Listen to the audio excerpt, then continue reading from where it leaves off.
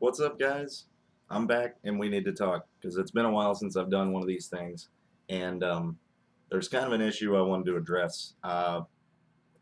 Mainly now in Dragon Ball Fighters because that's the game I've been playing the most. But I have seen it happen in previous games before. Guilty Gear, as an example, I've seen it a couple of times in Street Fighter V too, but not nearly as frequently as now. Now, this is kind of like an extension of my old video from a few years ago on Salt, which I'll put a link in the description and all that so you can check it out.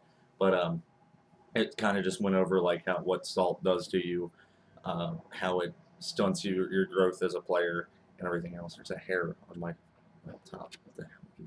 Get out of here. Anyway, um, so what's been happening lately is I really didn't get to cover rage quitting in that video, mostly because at the time it wasn't really like a big deal. It didn't happen very often. Most of the people I played online actually kept playing. But now I've seen it happen so much. Just like in rage quitting feels terrible. Like it feels terrible for the person you're playing against. It feels terrible for the person who rage quit. Um, I mean, it's never a good thing. Uh, and you all know, I'm sure everyone's run into it at least a couple of times. It's much more prevalent in like first person shooters and stuff like that. That seems to happen there a lot more. But in a fighting game, you go into a match and you do something amazing, right? You fucking like just you clicked this, pulled it right out of the ether, and it went into your brain. Like I can do this, and you figure it out, and you just fucking wreck somebody, and you feel amazing, and then you see that little box come up, the error starts loading, and it says, and it comes up, and the screen is frozen, your character's going, and they're getting hit, and it's just frozen right there, and it goes, connection with opponent was lost. And it's like one of the stupidest things ever. Like, there's a tiny moment, and it's very tiny. It doesn't last very long at all, where you kind of react to it as, oh man, I just beat this guy so fucking bad that he quit the game. That feels awesome. But that only feels awesome for half a second. And then you're like, it goes away instantly, and you're like, man, I didn't get any points from that match. That guy didn't have fun. You know, I had fun doing combos, but I could have done the same thing that I just did to him in training mode, and not had to sit here and wait for everything to load, and it's just a giant waste of time. So rage quitting is bad. It's never a good thing. If you're the one rage quitting, you need to stop because it's not helping you. Um, it's just not. It's not going to do anything for you as a player. Period. It's just going to make you more mad. But there's another form of rage quitting that I'm running into more in Dragon Ball Fighters than in any other fighting game I've played previously, and this is almost worse than rage quitting. So it's just giving up, right? I'll give you an example. Check out this video. This happened online, and it kind of sparked why I wanted to have this conversation. Take a look.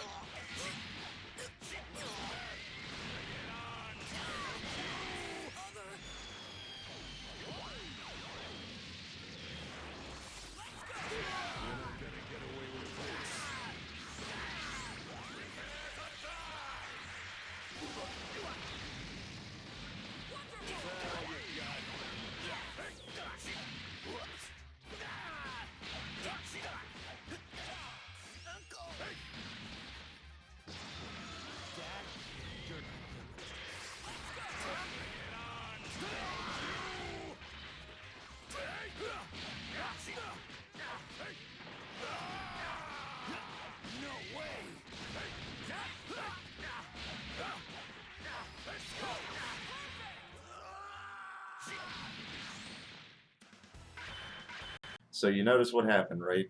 The match kind of got off to a rocky start. Like there were a couple of drop things I messed up. You know, there was a lot of blue beat going on, so obviously stuff he could have recovered out of. And and then I got him in the corner. I did a big dumb stupid Bardock fucking sparking combo, which to be honest with you, in my opinion, I'm not a top level player at all of Dragon Ball Fighters. I want to get there, but I'm not there, right? Um, but when I do that combo, I feel like a fucking god because it looks cool, it does a lot of damage, and I just fucking really like Bardock anyway. He's like one of my favorite Dragon Ball Z characters of all fucking time. And to see him do something that cool and know that I just did it all is fucking awesome, right? And then, you know, and then don't text me. And then anyway, but then after that, you know, I kill his team Gohan, and then Krillin jumps in and just stands there. And I didn't realize he was just standing there for a minute. And then I stopped and I noticed, oh, he's just not gonna play now. Don't blow me up right now. I'm talking. Um, yeah, he's just not gonna play. And he just stood there and let me beat up his characters. Now, here's the thing: if you're gonna stand there and let me do it, fucking right, I'm gonna do it. Like I'm not gonna like be a nice guy when I'm playing you in an online fighting game. Like I'm not gonna be a nice guy to the point where if you're just standing there, I'm not gonna take the fucking win. You're giving me the win, I'm gonna fucking take it. Sorry, it's real out here in the streets. So I did fucking crush him, and I got a perfect, which isn't a real fucking perfect. Um, but when that happened, I was just like, man, this guy just quit. Like, not even rage quit. He was just like, fuck it, and threw his controller down and let me destroy him. I was mad. Like, I was legit mad about it. Was more mad about that than rage quit. And I'm trying to give the guy the benefit of the doubt because I don't know, like, I don't know what's going on the other side of the world where he is, where I'm playing him. You know, uh, there's a chance. I think it's small, but there's a chance that some kind of outside force that was more important than the game he was playing at the time could have made him have to like put the game down and go do like maybe his fucking toaster was on fire or some shit and it just was burning everything up in his kitchen. He had to run, and meanwhile, while all that chaos is going on, I'm over here on the TV kicking his fucking ass. Um, but I doubt that because um, he was trying to fucking win with Teen Gohan, and then as soon as Teen Gohan was dead, nothing. Like that to me was put the controller down, give up, which is stupid. And the reason why it's worse than a rage quit is because um, it it's one thing to get mad that you lost. It's another thing to get upset that you lost and just have no hope whatsoever. Like, okay, so when I was talking about Scrubs, right, in the Salt video, again, links in the description, but I was talking about Scrubs. You know, I think a rage quitter is more close to a scrub than like a casual player is. Like, I mean, let's be real for a second. Technically, I'm considered a casual player because even though I play competitive fighting games and I have gone to tournaments for competitive fighting games, I'm mostly an online warrior now. I play online fighting games. I try to better myself and get to the level that I want to be at so that I can kick ass and feel like I've accomplished what I want to do in that game. I still think like a competitive player. I still learn like a competitive player, right? So, but when I say casual, I mean somebody that like I'm a big fan of Dragon Ball Fighters. I want to fucking play these characters, you know, because it's Dragon Ball Z and they're awesome, right? I get that. Casuals typically don't go online. So, I mean, they could just be like a casual to me is somebody who wants to play their cool characters in Dragon Ball and you know run through arcade or run through story mode or play with their friends. You know, that I mean, and more fucking power to them because that's what the single player mode's for. I played through all the single player modes. It's fucking fun, and going online a lot of the times isn't fun. The moment you start, you know, you're the odds are against you. But but I mean, that's what I mean by when I say rage quitters versus casuals. I don't think this guy was a casual. I think this guy was trying to get good and he just fucking gave up. Like, and that's the worst thing you can do. Rage quitting, like the rage quitter is somebody who figures out one strategy. He's like the scrub I described in that video. He figures out a strategy that's like, you know, uh, like he goes online, looks up a fucking video of a combo, and is like, oh, I can just learn this one combo and crush all my friends with it. And when that doesn't work online, they rage quit. I get that. Um, but this guy, I don't know what his problem was, and it doesn't sit right with me. But giving up is bad. Like it's worse than rage quitting, mostly because how are you ever gonna learn? Like you obviously aren't having fun either. Like why are you even online if you're just gonna give up anyway as soon as an obstacle is in front of you? Like you guys know if you've watched the channel for any length of time, I don't keep my opinions to myself very often. That's what this entire Two Tone Talk series is about. I there's nothing that pisses me off more than someone who doesn't work for what they want or just expects that they're going to be just fucking badass at a fighting game as soon as they pick it up or anything as soon as they start doing it. That makes me so mad. I see fucking red. I hate it. Like, sit down, practice your fucking game, find your characters, get your team synergy, fucking learn how to play. And you'll have fun. You just will. When you put that much work into something, you're gonna have fun when it bears fruit. I'll give you the perfect example, okay? Yesterday, I was playing a fucking Ginyu player, right? I was just coming off of a huge win streak. I had like eight freaking matches in a row that I won, right? And I was feeling great. It was in freaking Supreme Kai uh, level. Like I'm not that high up yet. I'm only at Supreme Kai, but I've just beaten all these people in a row, and then out of the fucking darkness comes Captain Ginyu, this fucking Captain Ginyu player, and he's got Ginyu, Android 16, and Super Saiyan Goku. This is kind of a meta team. Like, it's a real fucking team. And I went into it, like, still on that high from all those wins. And I'm like, okay, let's play this guy. And he just fucking starts crushing me. Like, he was bodying my ass. Like he bent me over and put Ginyu's horns in there. Like I was fucked. But I mean, the best thing about this was I didn't get pissed. I was kind of just like, holy shit, this guy's fucking real. And all I want to do is keep playing him.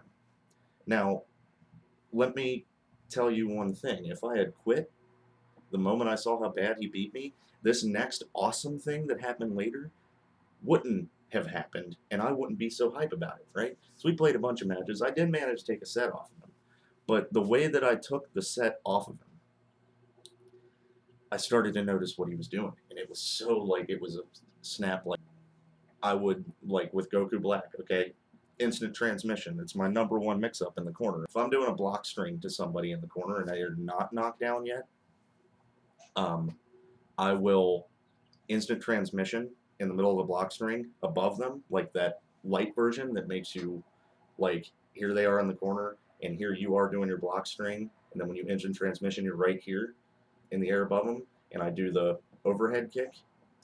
Here's the thing: this motherfucker knew I was going to do that, knew exactly when I was going to do it in the block string, and he would stand and reflect the moment I did that and punish the shit out of me off of it.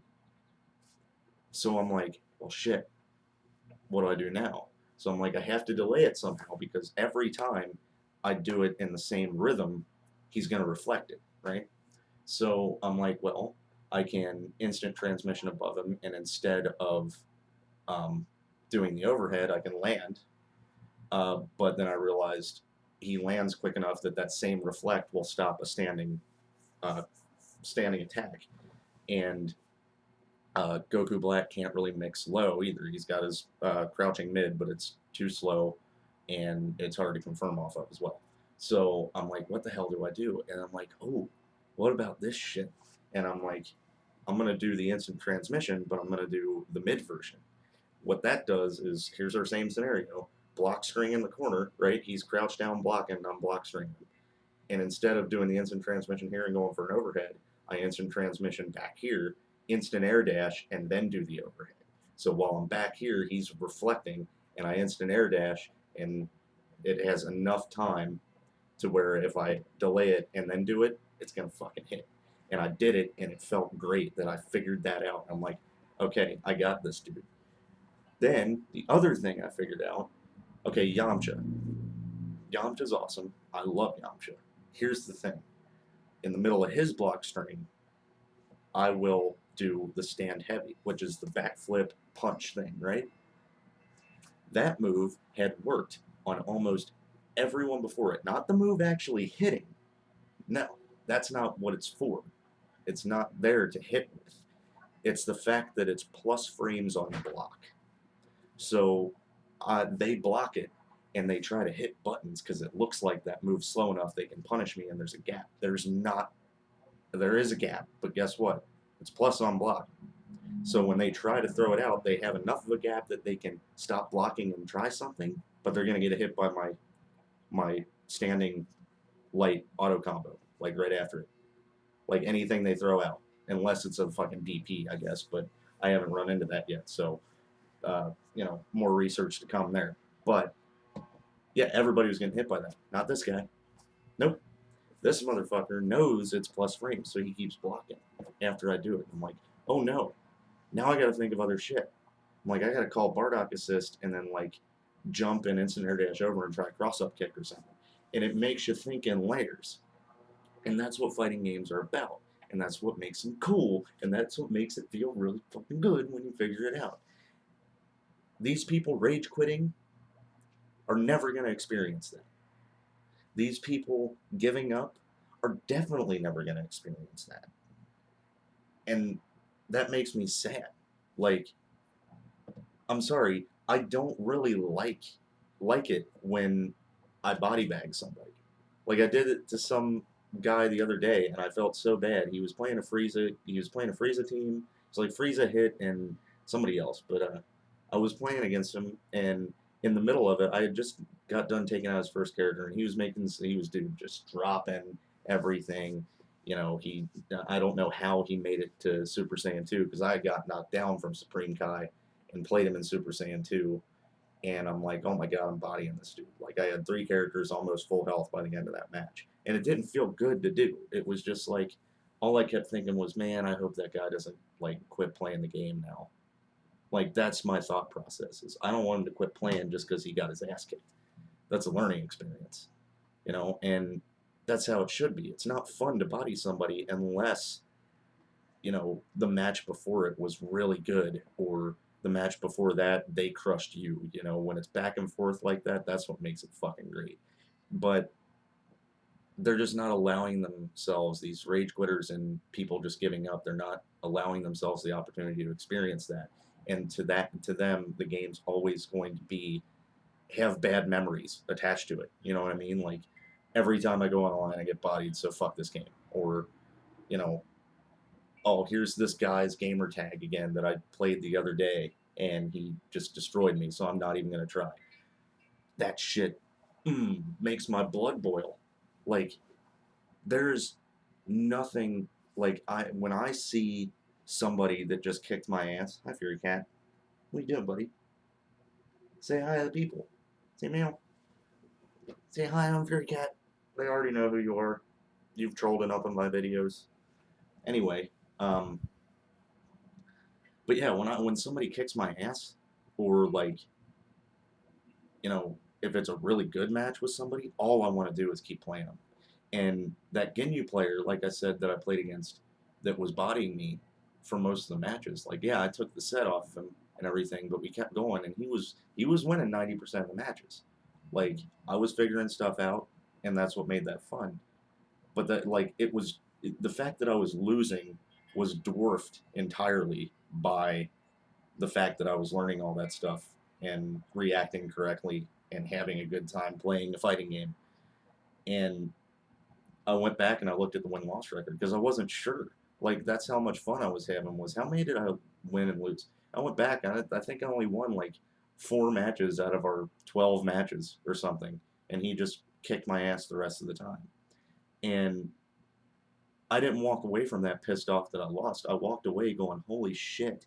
Like, One, I've got quite a long way to go before I'm at that guy's level. But two, I just learned so much from playing that guy. And I'm going to take that with me and use all those strategies now. And that's just the glory of fighting games. And I want everyone out there to know that if you're giving up, if you're rage quitting, if you have no hope for ever getting better at a game, I have been in your position to the extent that I got my ass kicked a fucking lot in a lot of different fighting games starting out. That's the initial hump to get over. Once you're over it, you're golden. Once you get past that initial hump of getting your ass kicked, you're gonna be okay at that game from then on. You're gonna be like, okay, this works. I know what works. I know what doesn't work. All that good stuff. So just get over that hump.